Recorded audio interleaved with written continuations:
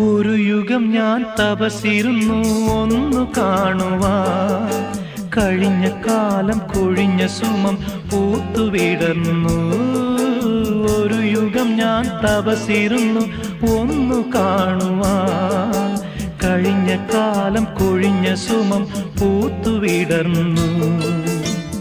മൂകമാമെൻ മനസ്സിൽ ഗാനമായി നീയുണർന്നു. മൂകമാമെൻ മനസ്സിൽ ഗാനമായി നീയുണർന്നു.